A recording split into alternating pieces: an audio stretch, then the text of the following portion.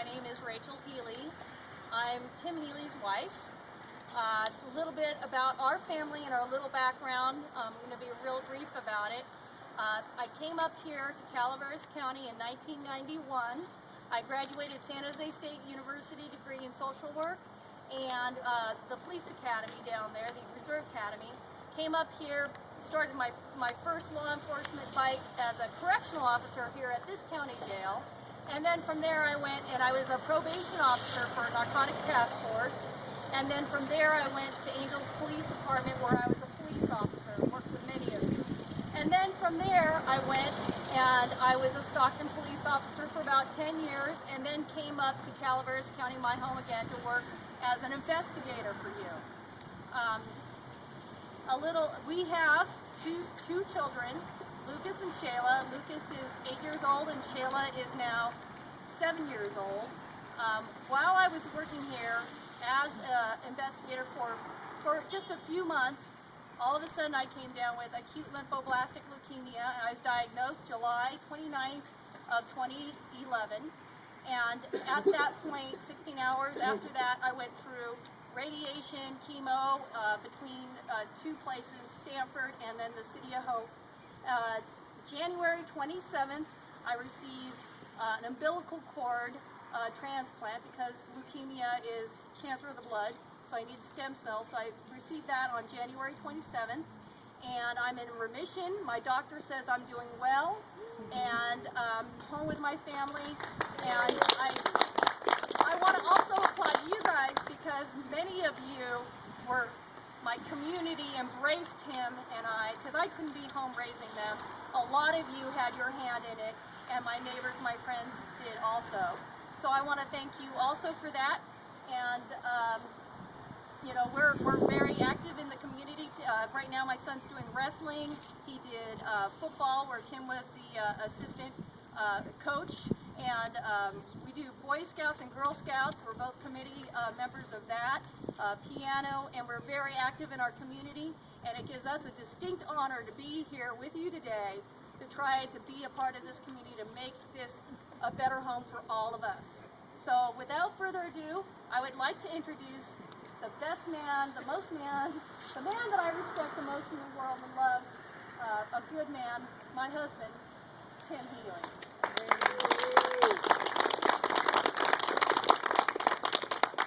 Thank you all very much.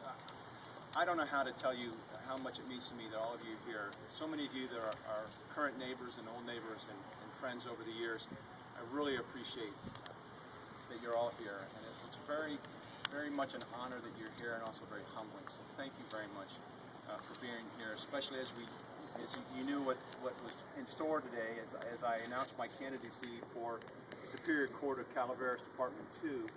And what I'd like to do, you know, so many of you know me already, but at the same time, there are a few of you who don't. And so I wanted to give you a little bit of a background about who I am, what I do for a living now, where I've been, and why it is that I want to be judge here in Calaveras County. I was born and raised in Indianapolis, Indiana. Spent about a year in Cleveland, Ohio during high school. Went to college at Duke University, where I graduated in 1986 after having played 4 years of varsity football. I went to law school right afterwards at University of Pacific at McGeorge. And after a couple of years, I just didn't have the proper grades and had to leave. And so at that point in time, I moved back to Indiana and worked as a warehouse manager for my father in a small auto parts warehouse. And in that intermediate 8 years between the time I left McGeorge and then returned in 1996, I had an opportunity to work several different jobs. But the one job that I look back as being one of the things that really helped develop me as a person was a job that I had in outside sales with the Wix Corporation. It's part of Dana Corporation. Some of you who worked on vehicles may know the Wix Corporation. They manufacture filters for cars and off-road vehicles. And so I worked with all sorts of different fleets, from sizes from small to large. We dealt with companies as small as 2 or 3 vehicles, all the way to the state of Kentucky was one of our customers. And so that was really a wonderful experience. I also worked in a title insurance company. But in 1996, I had a second opportunity for law school, and quite frankly, I grabbed the whole of it and haven't looked back since. And from there at McGeorge, I really didn't know what I wanted to do as an attorney. And so I studied international law because I felt like that was something that really had intrigued me growing up. But I also worked for a civil attorney in Sacramento as a way to learn more about what the legal profession was. And when I came to my third year of law school, I still hadn't found my home, I found that place where I felt like I could work as an attorney. And I met a man by the name of Ron Cohen, who is a Superior Court judge down in Los Angeles. And I got a chance to learn a little bit more about his career. He had started his career as a deputy DA in Los Angeles. And that really, it was kind of interesting. It wasn't, I didn't spend the whole weekend, but I spent an evening just talking with him, picking his brain. And I had known his son, so I knew a little bit about his background. But it was something that, you know, I don't want to say it was an epiphany, but it was that one moment in my life where I had somebody who lit a fire under my feet to really look into something.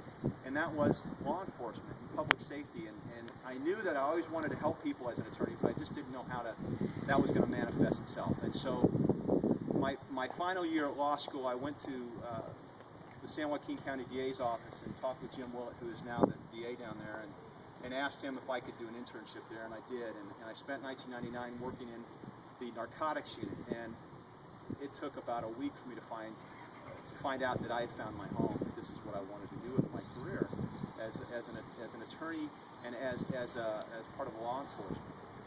As part of the DA's office, I passed the bar in 2000 after graduating from Georgia.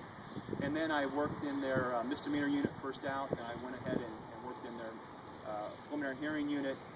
The types of crimes and cases that we would handle there were various. We handle minor cases like trespassing, hit and run, DUIs. And as I grew through my career there, the cases in importance and in difficulty and also in seriousness, we were taking over and handling those types of cases. And as I went through the felony preliminary hearing unit, we started handling cases such as attempted murder, robbery, residential burglary, things like that. And so it was a wonderful experience, and got to work with a lot of victims and some victims groups as well. So it was a very wonderful experience. From that point, after the preliminary hearing unit, I went to the one unit that I started the office in, and that was the major narcotics unit, where I was able to prosecute crimes with trafficking of illicit narcotics and sales and also manufacturing of those drugs. And so it was very interesting, and quite frankly, I really enjoyed that time in that unit. I was then transferred to our circuit court in Manteca. In San Joaquin County, at the time, they had 3 circuits, one in Lodi, one in Manteca, one in Tracy. And so they assigned me to the Manteca unit. And at that unit, I handled misdemeanors and felonies.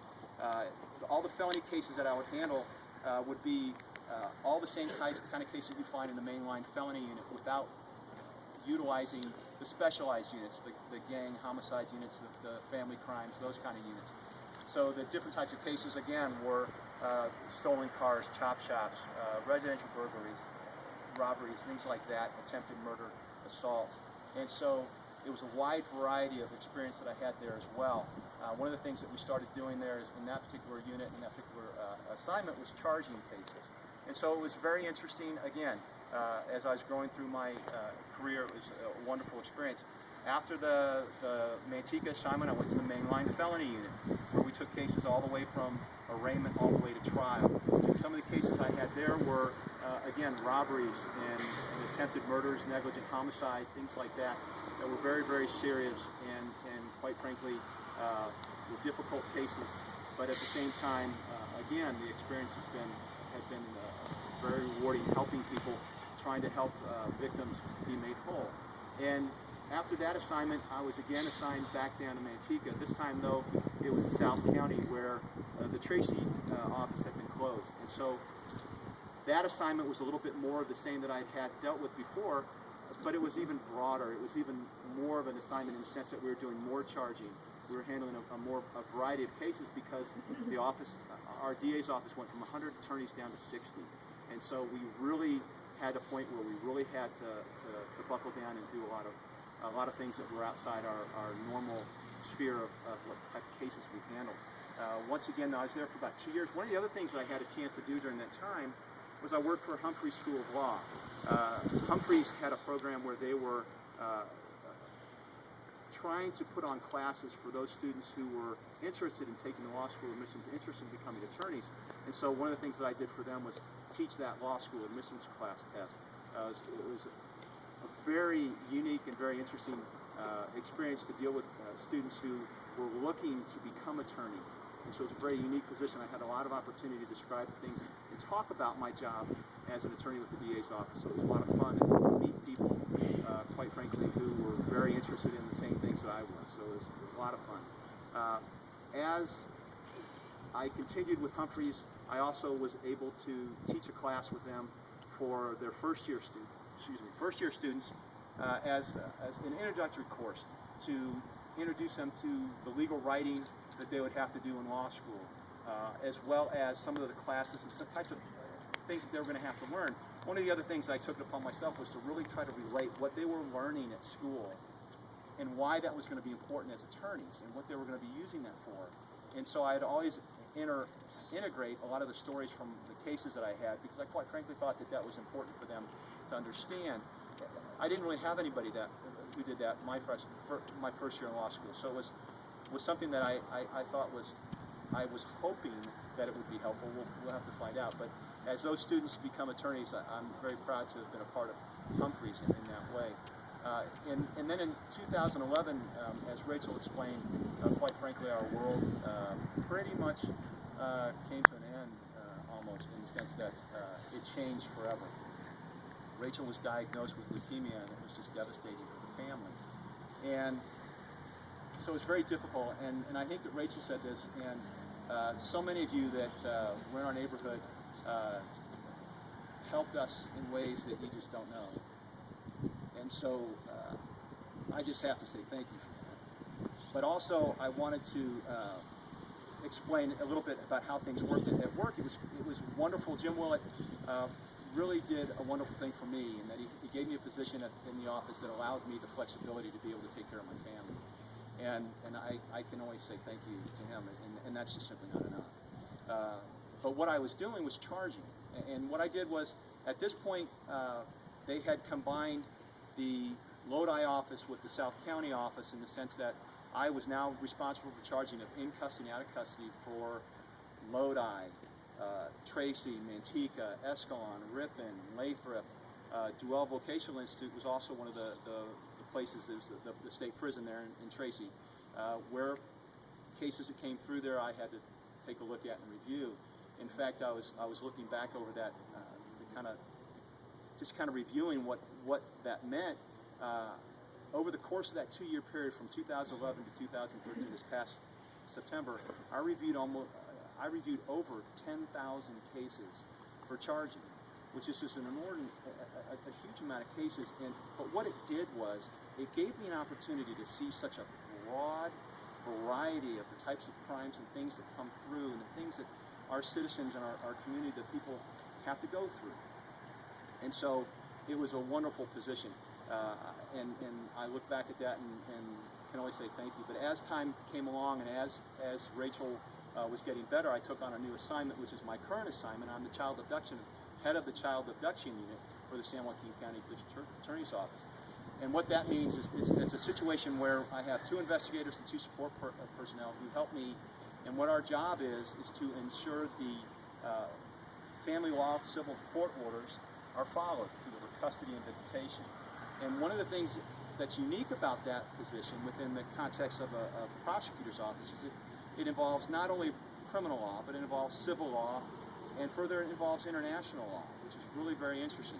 We have had a number of cases, some very minor, where somebody comes in and says, hey, the other parent just simply won't bring the child over for visitation. And we've had cases with kidnapping, where one parent actually kidnapped their child from the other parent at the end of a shotgun. So it's just amazing. And we have other cases going on right now that is just incredibly complex. But I've dealt with cases from all over the world. We're finishing up a case from Taiwan. We're finishing up cases from Israel, from El Salvador, Mexico. It's just amazing the types of things that we're dealing with. But I also want to go ahead and let you know why it is that I want to be a judge. As a child, the answer is pretty simple, but it's also a little bit complex as well, in the sense that as a child, we had family friends who were judges, and I have developed a great deal of respect for the position of judge. Not simply because my dad said I had to respect him, but because there was a good man, and you could tell that there was a lot of compassion that this person had. And so I have grown to really respect the judiciary. And as I've grown and understood the history of our country and understand how important the judiciary is, it's really been something where I've looked up to and thought, this is the pinnacle of the attorney profession, from the legal profession. And so, you know, as a prosecutor, our role is to seek justice, to wear that white hat, and to really protect and safeguard the public through the enforcement of our laws. But as a judge, one of the main aspects of being a judge is not simply to seek justice, but is to enforce justice, in the sense that you're ensuring justice. You're ensuring that everyone has access to the courts, and everyone has access to that justice. They have an opportunity to be heard. And quite frankly, that's what I want to bring to this position. I believe that it is so very important to make sure that the victims and the families of victims understand that there's somebody there to help make sure that they are made whole to the extent the law allows. And so with that is why I believe that those things that make up my experience that I've had at San Joaquin County DA's office and from where I've been in my life is why I'm running for and am a candidate for the Superior Court, Department 2 for Calaveras County. So with that, I want to say thank you again very much for being here, and if anybody has any questions, I'm happy to answer any and all questions.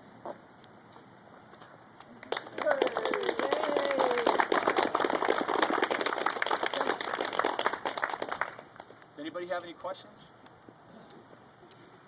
Happy to answer. He's an attorney, so he wanted you to know everything. Sorry about that. At the same time, I know that many of you, Better you than me. You're right. Well, if we don't have any other questions, if anybody would like to, I'm happy.